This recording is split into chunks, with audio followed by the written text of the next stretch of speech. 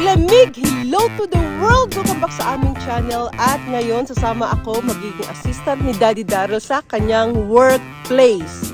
So, ayan naman si Daddy Darrell. You first!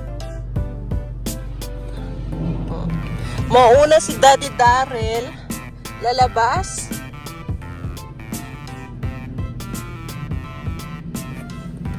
Naman click natin ang another door.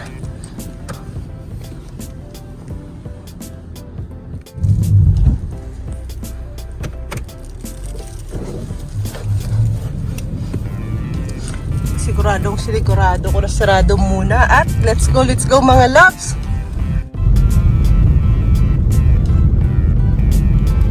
Alicia, are you okay there? Sinusundan ko si Daddy Darrell.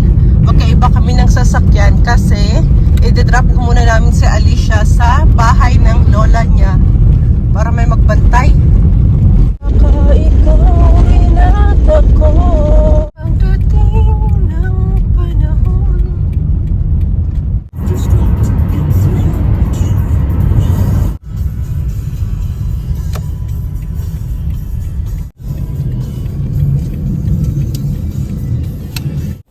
Hi! Hi!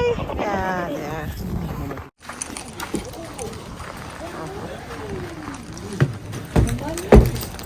Good morning! I'll leave this one. Let's go, Daddy. Let's go, Daddy. Let's go, Daddy. So, iiwan namin yung sasakyan dito. Sasakyan ko. Tapos, dito ako sasakay sa sasakyan ni Daddy Darrell. Ang lamig, Daddy. It's cold. Oh. Yan. Sa wakas, makakapunta na kami sa work ni Daddy Darrell. At pupunta muna kami sa Timmy's sa Tim Horton kasi bibili kami ng coffee and breakfast. Naka-coffee na ako sa bahay kaso lang parang I need coffee. Kasi ang aga kong nagising this time, usually 8 o'clock ako nagigising sa bahay. Ginising ako ni Daddy Darrell ng mga 7 a.m.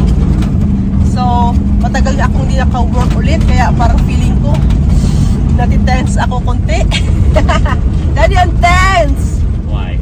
Because, I don't know, it's just work. It's work. Super busy dito sa coffee shop ngayon. So, magda-drive-thru lang kami. It's fast if you drive through here. They're really fast. Ang bilis nila mga loves. Breakfast. Awesome. Looks like your cappuccino's almost ready. Perfect, thank you. Thank you so much. We're good.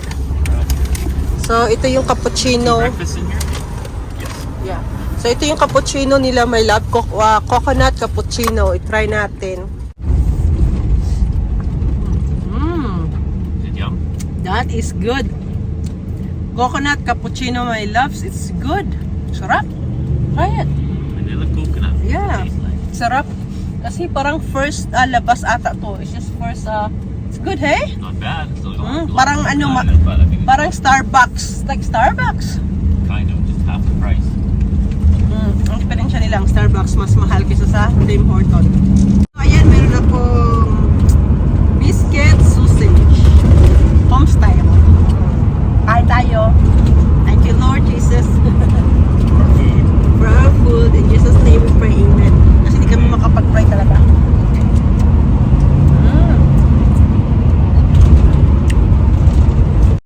Kay Daddy Darrell naman is bagel with lots of butter. No.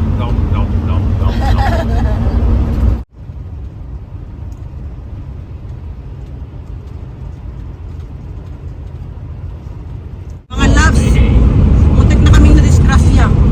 We almost got accident. Kasi Stupid drivers, I tell ya.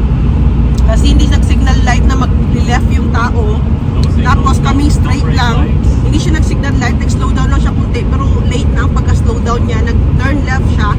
Malapit na namin siya nasagasaan. Tapos, mabuti good driver si Daddy Darrell or else, hindi ko alam, Diyos ko. Na ano ako doon na yung katawan ko ba nanginig.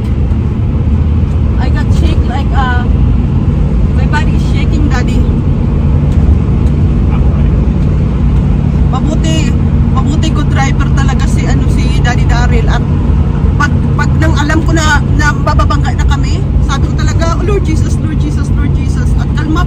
talaga ako, pero sa loob ko alam kong babangga na talaga kami. Pero yung tao pala pupunta ng left, kasi Daddy Darrell, kasi akala niya pupunta ng right kasi wala nga ang signal lights yung tao, tapos so pupunta ng left, pupunta rin si Daddy Darrell ng left. So babangga talaga. So in-straight niya na naman, may trailer di ba? So babangga talaga kami mga loves. Tapos ni-right ka agad ni Daddy Darrell yung sasakyan niya. Sabi niya, kung ano mangyari, it's better to put in the ditch daw ang sasakyan namin kaysa sa magbunggo daw siya ng ibang tao. Hindi namin kasalanan, nag-slow down naman kami. We did slow down. What? We did slow down. Of course. Pero yung tao talaga, walang signal lights ang kanyang trailer. That's not allowed dito sa Canada. Yeah, the signal lights on the period because the lights on the trailer were working, but no signals or brake lights. Oo. Because I didn't see any brake lights come on when we came down to that stop. There's no, it's not working then? I don't know what it is. It uses brakes. Kasi or it dapat didn't. mayroon I don't know. brake lights, mga ganun dito sa Canada, yung trailer na inaano nila. Ay, Some naku. drivers like that shit looking in their mirrors. Yeah. So they should be like, oh, there's people behind me. I should have my signal lights Signal on. lights. Have my brake lights on so they know. Hindi sila nag-signal na mag-left. Ang bilis pa naman ng takbo dito sa Canada, mga loves, hindi katulad sa Pilipinas na hindi mabilisan ang takbuhan kasi nga dito talaga yung walang traffic pa dito sa amin. Except sa mga city, sa Calgary, may mga traffic. Pero dito talaga sa amin, straight always ang especially papuntang Nordic. So papunta kaming Nordic ngayon kasi nga magtutulong ako kay Daddy Darrell. Salamat talaga ako na hindi kami na disgrasya, or else itong araw namin, baliwala talaga itong araw namin. Hindi makaka-work si Daddy Darrell. So ayan mga loves, walang traffic. Nakikita nyo, walang traffic talaga. At mga malalaking sasakyan talaga ang andito na ayan, malaking sasakyan na naman.